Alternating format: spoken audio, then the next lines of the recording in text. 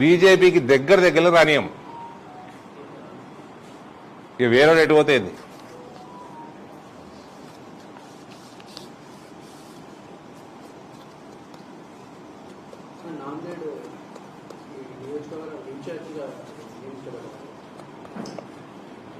ఇప్పుడు పోతే నీ ప్రెస్ మీట్ కాగానే నాందేడే పోయేది.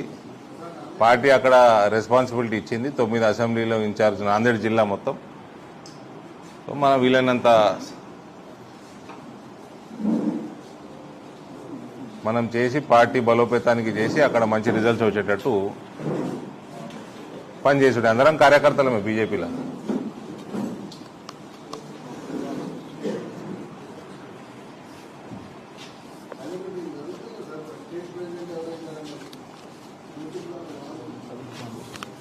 ఎలక్షన్లు గెలిపించేటోడు స్టేట్ ప్రెసిడెంట్ కావాలి.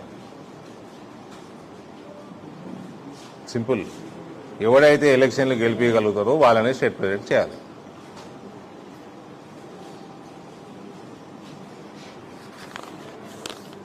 ఇది వేరే అవసరమే లేదు, అదొకటే.